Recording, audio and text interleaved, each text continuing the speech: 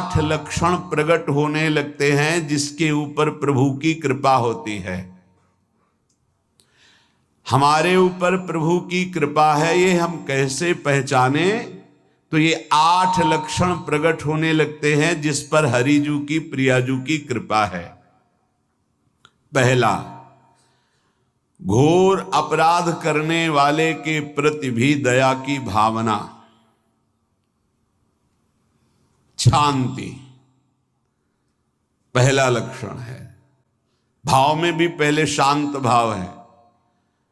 हमारे ऊपर श्री हरिजू की कृपा है, इसकी पहचान ये 8 लक्षण।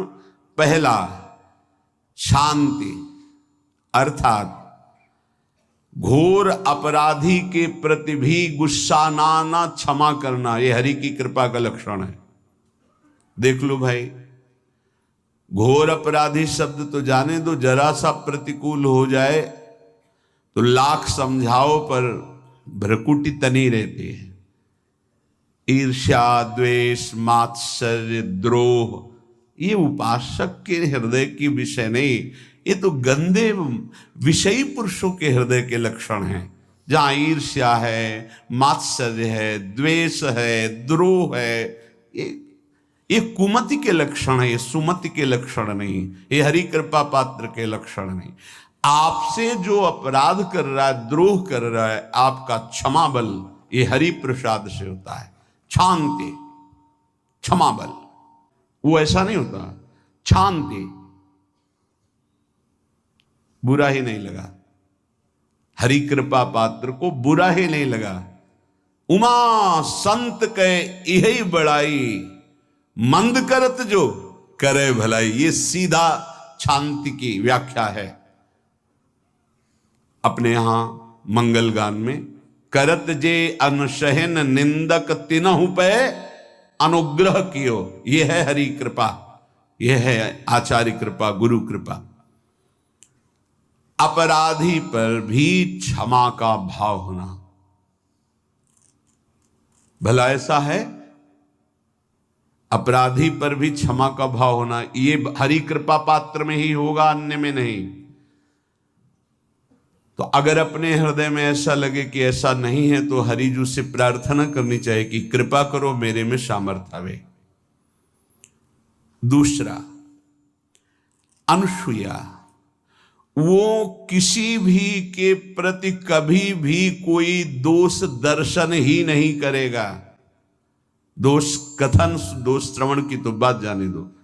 अनुसूया, दूसरों के गुणों में दोष ढूंढना, ये नहीं होता। हरि कृपा पात्र में ये नहीं होता। ये सब भजन के नाश करने वाले, जैसे पहला अपराधी पर क्रोध कर देना, तो माया ने भेजा इसीलिए था कि तुम्हारे साथ व्यवहार ऐसा करे कि तुम क्रोध करो। क्रोध करोगे तुम्हारी ऊर्जा शक्ति नष्ट हो जाएगी, अध्यात्म में जो चलने की थी। और कहीं तुमने संकल्प कर लिया तो भजन शक्ति नष्ट हो जाएगी। तो अगर भजन बल है तो गया, जरूर उसको दंड मिलेगा, पक्का मिलेगा, 100% मिलेगा, लेकिन आप खाली हो गए।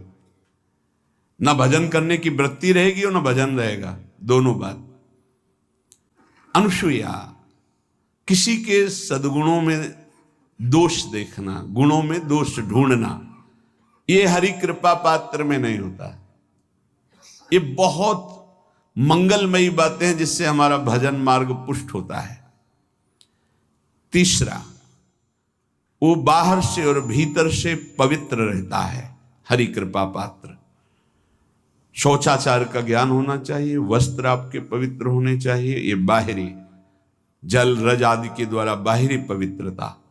और निष्कपटता, निश्चलता, सत्य भाव, ये अंदर की पवित्रता है। अगर कपट है, छल है, असत्य है, तो हृदय मलिन रहता है। भीतर और बाहर से पवित्र रहना, इसमें खास बात क्या है? भीतर और बाहर से पवित्र रहने में, भीतर और बाहर से सदैव पवित्र कौन रह सकता है? तो बोले, जो पुंडरीकाक्ष भगवान श्री हरि का, प्रियाजू का स्मरण करता रहता है, वो शवायाभ्यंतर शुचि, वो बाह्य और अभ्यंतर दोनों से पावन रहता है। तीसरी जो कृपा का लक्षण है, अर्थात वो सदैव भगवत चिंतन परायण, शौचाचार का पालन करने वाला, बाहर और भीतर से हरि कृपा पात्र पवित्र रहता है। लघु शंका में जल पात्र में रखा जाता है, जनेंद्रिय को पवित्र किया जाता है, फिर हाथ रज से धो के, फिर कुल्ला करके, आचमन करके, पैर धोकर, ऐसे पवित्र आचरण, ऐसे पशुवत व्यवहार ठीक नहीं। कुछ लोग ऐसी गलती करते हैं कि जिसमें शौच हुआ जाता है उसी में बैठकर लघु शंका करते, तो सारे वस्त्र, पूरा शरीर अपवित्र हो गया आपका। अब तो अटैच बाथरूम की व्यवस्था माया ने कर दी है। हमें लगता है कि शौचालय अलग होना चाहिए और स्नान गृह अलग होना चाहिए, थोड़ा ही चाहे भेद हो, अंतराय होना चाहिए पवित्रता के लिए। अब ये शौचालय है, यही स्नान करना है, यही लघु शंका करनी है, तो पवित्रता का निर्वाह नहीं हो पाता। यदि जिस उस जगह आप शौच करते हैं, जो बैठकर उसी पे बैठ के लघु शंका करते हैं, तो आपको पूरा वस्त्र सहित स्नान करना चाहिए पवित्रता के, तभी बुद्धि भ्रष्ट हो जाती है। आपको मंत्र का निरंतर चलना ये कठिन पड़ जाएगा। पवित्रता का निर्वाह करो। देह राग मिटने के बाद एक स्थिति आती है, अवधूत स्थिति, उसमें फिर शरीर की पवित्रता का कोई संबंध नहीं रह जाता। पर अभी तो संबंध है ना देह भाव से, तो बहुत हो से लघु शंका ऐसे करें कि आपके पैरों में, वस्त्रों में छिट्टी ना पड़े, पवित्र रहें। हर समय हमें पवित्र मंत्र जपना है, नाम जपना है, श्री की सेवा में रहना है। बहुत जल्दीबाजी खड़े खड़े लघु शंका की, छिट्टियां पड़ रही, बस ऐसे चल दिए, वो पशुवत आचरण भगवत मार्ग में नहीं चल पाओगे। वो अंदर तुम्हारे व्याकुलता पैदा करता रहेगा, भोगों की, संसार की। शौचाचार का बहुत बड़ा फल है, शरीर राग छूट जाएगा। ये बात समझ लो, शरीर राग छूट जाएगा। शरीर संबंधी पवित्रता शरीर राग छुड़ा देती है, आंतरिक रहस्य है ये। चौथा, ऐसे कार्यों का अनुष्ठान न करें जिनमें हमारा भजन छूटता है, जिनमें सत्य छूटता है, जिनमें भगवत भाव छूटता है। जैसे आपके ऊपर कृपा हुई, आप भगवत मार्ग में चल रहे हैं, अब आप ऐसे संसारिक कार्यों का अनुष्ठान कर रहे हैं जिनमें आपकी चित्तवृत्ति बिल्कुल भगवत विमुख हो रही, तो जीवन का लाभ क्या होगा? लाभ तो है भगवत स्मरण सहित। इसी की मानो टीका है, छठदम शील बिरत बहु कर्मा, निरत निरंतर सज्जन धर्मा। शीलवान और ऐसे कर्मों से विरत जिनसे भगवत विस्मरण होता है, जो सज्जन पुरुषों के द्वारा धर्मानुष्ठान होते हुए उन्हीं का अनुष्ठान, ऐसे कर्मों में ना जाए जिससे भगवत विस्मरण होता है। जैसे कल एक ने प्रश्न किया कि मैं खाता तो नहीं हूं, लेकिन मांस के दुकान में मांस बेचता हूं, होटल आदमी, क्या उचित है? ये उचित कैसे हो सकता है?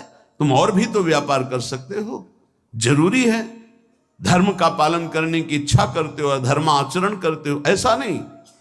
तो विरत बहुकर्मा, उन कर्मों से हमें विरत रहना है जो हमारे धर्म के विरुद्ध है, जो भजन के विरुद्ध है। हरि कृपा पात्र ऐसे कर्मों का अनुष्ठान कर ही नहीं सकता। और शारीरिक श्रम इतना जिससे हमारा भजन का तार ना टूटे। जब भजन का अभ्यास किया जाता है तो हर कार्य को सुचारू रूप से करते हुए एकाग्रता भजन में रखी जाती है। हम वो कार्य जल्दी से कर ही नहीं सकते जिसमें भजन छूट जाए और कार्य पूरा हो।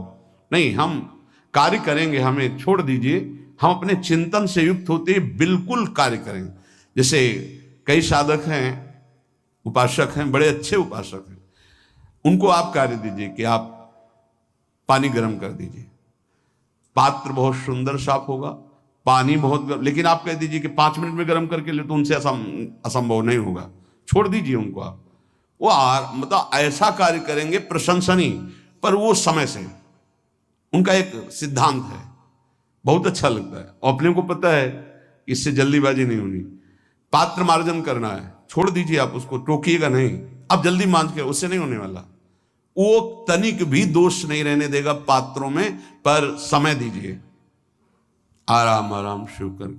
हमें अच्छा लगता है कि भगवत चिंतन परायण उपासक की यही वृत्ति होती है। पोछा लगाना है बिल्कुल बढ़िया लगेगा, लेकिन आपको सर से घुमा दे वैसा नहीं होगा। आप छोड़िए और जाइए, हटिए, अब वो अपने ढंग से लगाएगा और एकदम क्लीन करके। यही उपासक का लक्षण होता है। जो कार्य करेगा सांगोपांग करेगा, पर वो बहुत मस्ती से होगा, क्योंकि उसका भगवत चिंतन चल रहा है। अधिक ऐसे जिससे हमारा चिंतन छूट जाए, थोड़ा संयम में आना चाहिए। ये भगवत कृपा पात्र का लक्षण है। अपने भजन का फल देखना भगवत कृपा पात्र की, सबको प्रदान कर देना। हिम्मत है? अपने भजन, इतनी मेहनत से किया हुआ भजन, भजन होने के बाद, हे प्रभु इस भजन का फल हो, सर्वे भवन्तु सुखिना सर्वे सन्तु निरामयः। यहां तो कहते महाराज, एक माला रोज आपके लिए करता हूं कि आपकी बीमारी ठीक रहे, तो शेष किसके लिए करते हो प्रभु? शेष क्या? अगर इष्ट और गुरु के लिए तुम्हारा है कि एक माला करते, तो फिर इतनी माला करते तो हमें क्या होगा? सब आपको दे देंगे तो हमें क्या होगा? तभी भजन का रहस्य नहीं जाना। सबके मंगल के लिए अपने भजन को समर्पित कर देना। देखो भाई भजनानंदी, भजन में अरुचि होने लगेगी? नहीं होने लगेगी। सुबह से शाम तक पसीना चुआए हम और भजन का फल दे दे सबको, तो इसका रहस्य बताते हैं। सबको जे भी कहा सर्वे भवन्तु सुखिना, तो सर्वत्र विराजमान भगवान वही पलटकर अनंत रूपों में आपके ऊपर बरस पड़ेंगे। ये आंतरिक रहस्य है। हमने जो भजन किया वो एक सीमा में था, और जब हमने संपूर्ण विश्व को दे दिया तो असीम बनकर वापस हुआ। ये भाव न समझ में, अगर ये भाव न कहे तो एकदम लगे हम अपना भजन क्यों दे दें सबको। उस सर्वात्मा में विराजमान जो हमारा प्रभु है, उसी को समर्पित कर। सर्वे भवन्तु सुखिना, तो वो सब पलटकर सब जगह से वापस आया, सबका आशीर्वाद आया और वो महान बनता चला गया। ये लाभ है, आंतरिक लाभ है। अगर तुम्हारा भाव ऐसा न बनता हो तो आप प्रभु को तो अर्पित करते ही है ना, तो वही प्रभु सब में विराजमान है। ऐसा भाव करके सर्वात्म स्वरूप भगवान को हमारा भजन समर्पित है। सब रूपों में प्रभु विराजमान है। ये हरि कृपा पात्र का लक्षण चल रहा है। और छठवां, अपने भजन से अपने लिए कुछ भी ना चाहना, और दूसरों की तो बात जाने दो, दूसरों से कुछ ना चाहना ये तो ठीक है। अपने भजन से अपने लिए कुछ ना चाहना है हिम्मत। देखो ये हरि कृपा पात्र में हिम्मत होती है। अपना भजन अपने प्रयोग में ना लाना, इसका भी आंतरिक रहस्य है। अपने प्रयोग में आप शरीर को लेकर के बोलेंगे, अगर स्वरूप को लेकर तो प्रयोग की कोई वहां जरूरत ही नहीं। स्वरूप पूर्ण काम है, वहां कोई अभाव नहीं। जब आप कोई भाव अपने लिए करेंगे तो देह भाव होगा। देह भाव से किसी विषय की मांग होगी। विषय पूर्ति भजन का फल नहीं होता, भजन का फल होता विषय निवृत्ति। बहुत जोर की बात है, कैसे समझ में आए? अपने भजन का भी फल अपने लिए नहीं, दूसरों से कुछ चाह रखना तो बात ही जाने दो।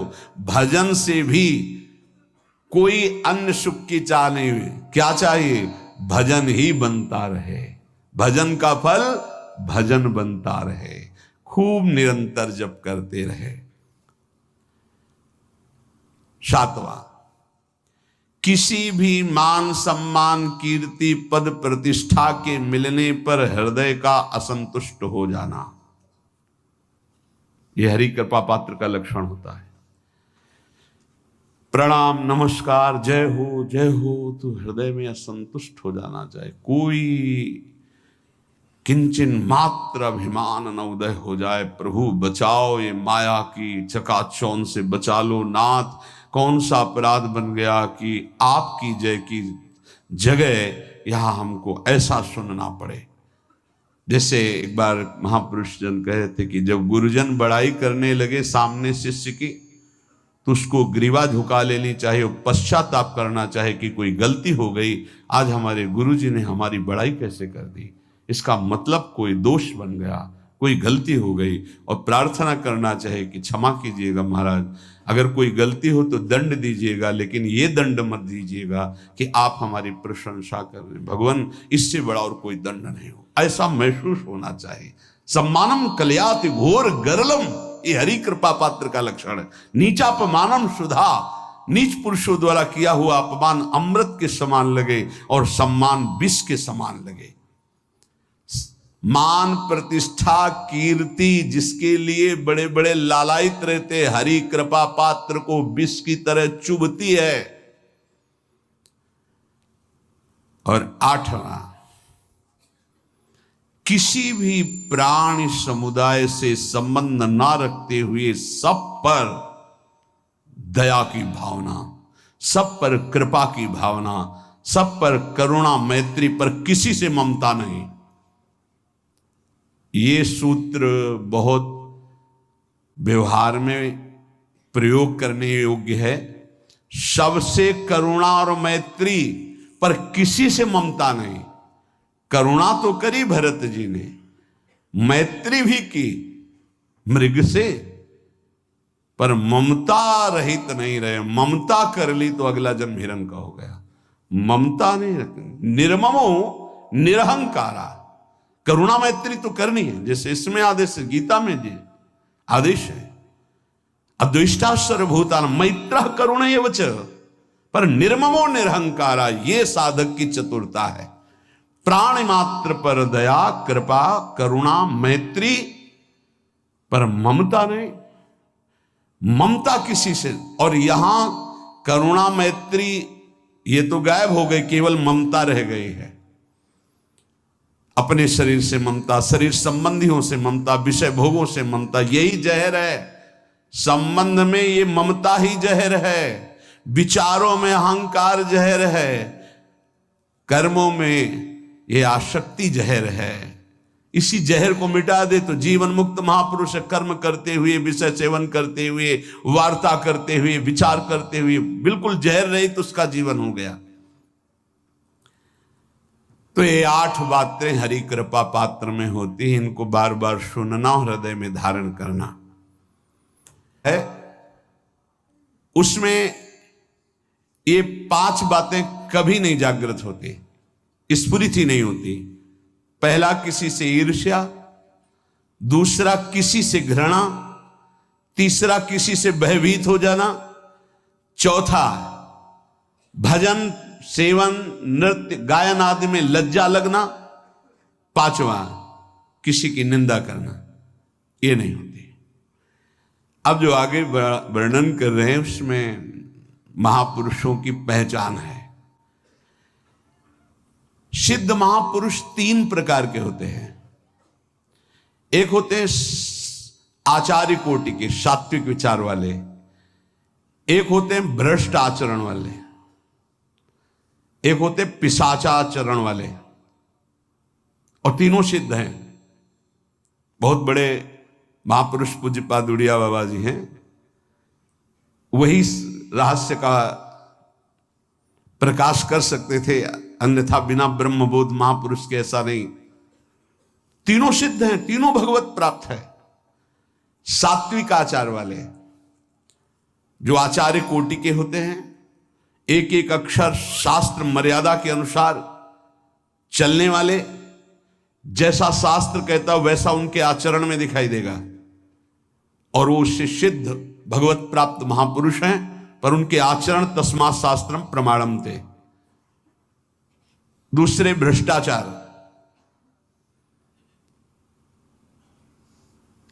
ऐसों को पहचान पाना बहुत कठिन होगा। भेष मलिन, आचरण मलिन। जैसे आप में कोई पुराना हो तो शायद जान पाएगा। भगवान दास नाम के एक संत इसी चौराहे पे रहते थे। ये जो चौराहा है, कभी नंगे पड़े रहते थे, कभी वो पा रहे उनके साथ कुत्ता पा रहा है, कभी नाली का पानी पी रहे हैं, और भगवत प्राप्त महापुरुष थे। इसकी पहचान स्वयं की। कोई चाय रखने गया, उठा के ईंट मार दी, गाली दे दी, दौड़ पड़े, पकड़ पाए तो 10-5 घूंसे थप्पड़ मार दिए। ऐसा उनका व्यवहार था, भ्रष्टाचार। हलवा कोई रख गया, खिचड़ी रख गया, कुत्ता खा रहा है, उसी के साथ वो खा रहे हैं। कभी गमछा लपेटे, कभी नंगे, सीधे प्रकृति का वार शरीर से सहते थे। बस चौराहे पे ही रहते थे।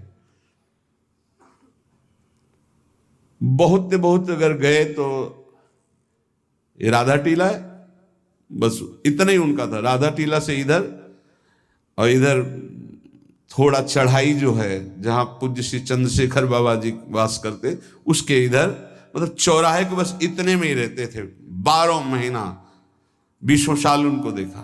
तो जब काशी से आए हुए थे तो उनको देखा तो उनकी दृष्टि से लगा कि ये स्थिति प्रज्ञ महापुरुष हैं, पर अपने को छुपाए हुए ऐसी लीला करें। पर उनके कुछ ऐसे आचरण थे जिनसे लगा कि इनकी, हमें लगता है, बुद्धि खराब है क्या, मतलब पागलपन का दौड़ा है क्या। ऐसे राधा रमन जी दर्शन करने गए तो जो पुंडरीक जी हैं, इनके बाबा, वो उस समय थे, उनके पुत्र जो पुंडरीक जी के पिताजी, वो उनके सहयोग में।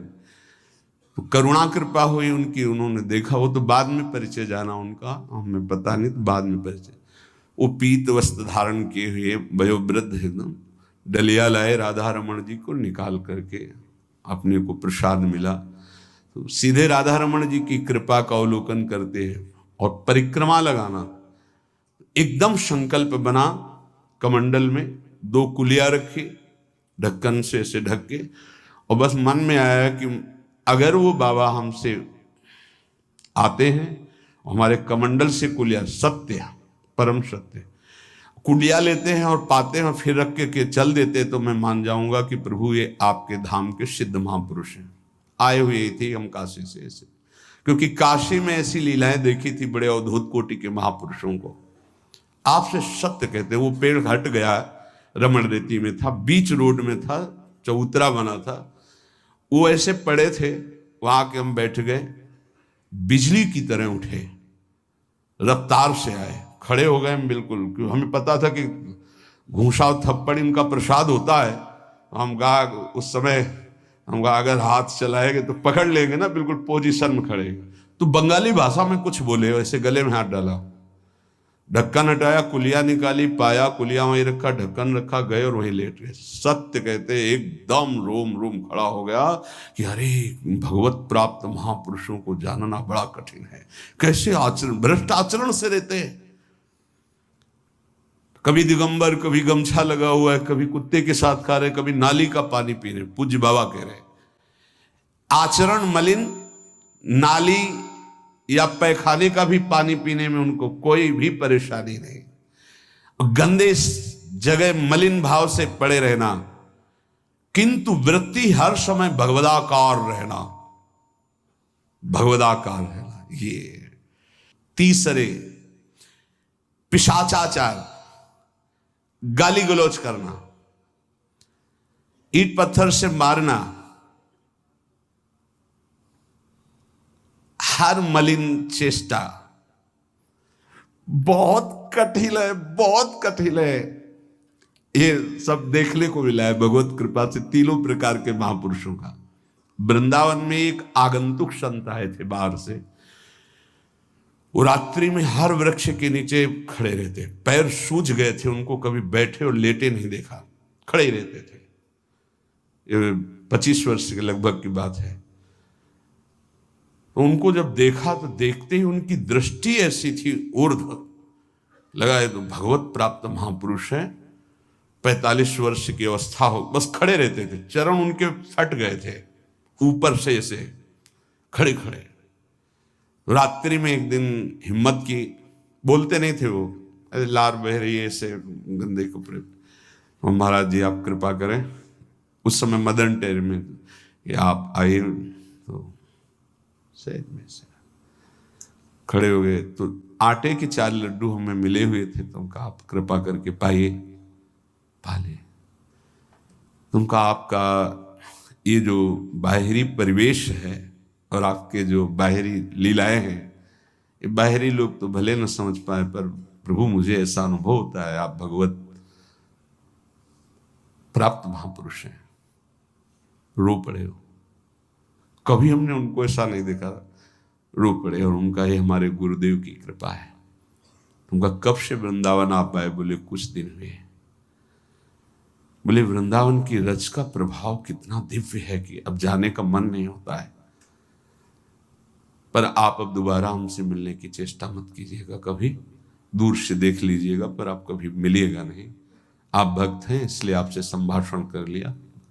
ये तो आपने सुना सुबह की लीला, ईंट चल रही थी उनपे, वो दिगंबर खड़े थे, ईंट मार रहे थे लोग, परिक्रमा वाले लोग उनको ईंट मार रहे थे, कई जगह उनके ईंट लगी। उनको लग रहा था ये पागल है, नहीं पहचाना जा सकता। 3 प्रकार के महापुरुष होते। एक होते सात्विक आचार वाले, बहुत जो शास्त्रीय आज्ञा वैसे ही अक्षर से आपको दिखाई देंगे, आचार्य कोटि के, पवित्र शरीर, पवित्र वस्त्र, पवित्र आचरण, एकदम आचार्य कोटि। दूसरे एकदम भ्रष्ट आचरण, समझ ही नहीं सकते आप। तीसरे पिशाच की तरह, समझ ही नहीं सकते उनको। अब लाभ होता है केवल पहले वाले से, सात्विक, तस्मात् शास्त्रम प्रमाणम थे, इससे जनता का लाभ होता है। इन 2 से विशेष हानि हो जाती है, क्योंकि इनके आचरण ऐसे होते हैं, साधु अवज्ञा तुरंत बहुत जल्दी विनाश होता है ऐसे महापुरुषों के अपमान से। सात्विक महापुरुषों के नहीं, अगर उनसे अपमान भी हो जाएगा तो क्षमा करेंगे वो सब। इनको न क्षमा से मतलब है, न पिटाई से मतलब है, इनकी दैवी शक्ति तुम्हारा नाश कर देगी। ऐसे से बहुत, क्योंकि इनको समझ में नहीं आएगा ना। काशी में भी देखा, कुल्हड़ चल रहे हैं सब, और ब्रह्माकार वृत्ति, लोग समझ नहीं पा रहे हैं, चाहे कि कुल्हड़ जमाए मार रहे हैं उनके ऊपर। ऐसे किया, बिल्कुल जो चर्म है प्रकृति को सहते सहते भैंसे का जैसे हो गया मोटा एकदम, और उनके ऊपर मार पड़ रही है, वो मुस्कुरा रहे हैं, चल रहे हैं। उनका गजब हो गया, ब्रह्माकार स्थिति महापुरुष के सामने। ऐसे कोई समझ ही नहीं पाता। तो कह रहे हैं ऐसे भक्तों से प्रायः सबकी हानि हो जाती है, क्योंकि समझ पाते नहीं कि स्थिति क्या है, और जब उनका अपमान करते हैं, उनको मारते हैं, पीटते हैं, उनका सर्वनाश हो जाता है।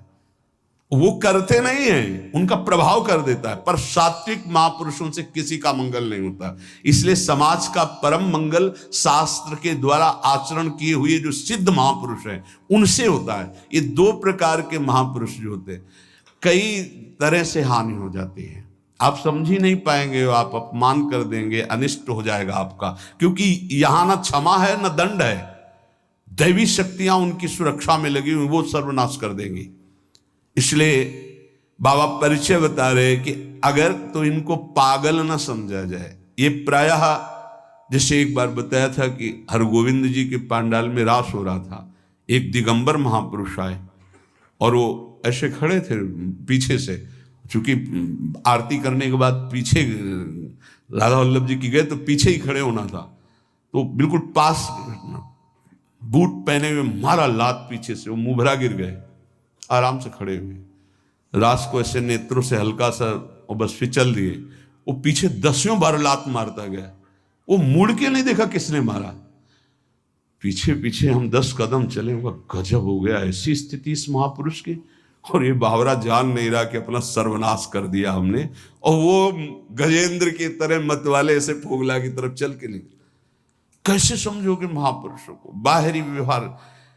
अभी 10-12 वर्ष की बात है, यमुना के पार ऐसे खो करके रहते थे दिगंबर एक महात्मा, अब है कि नहीं मुझे पता नहीं, पहले यमुना किनारे जाते थे बैठने, तो बस वो चीखते थे, राजकुमारी राजकुमार, राजकुमारी राजकुमार, यमुना पार से राजकुमारी राजकुमार।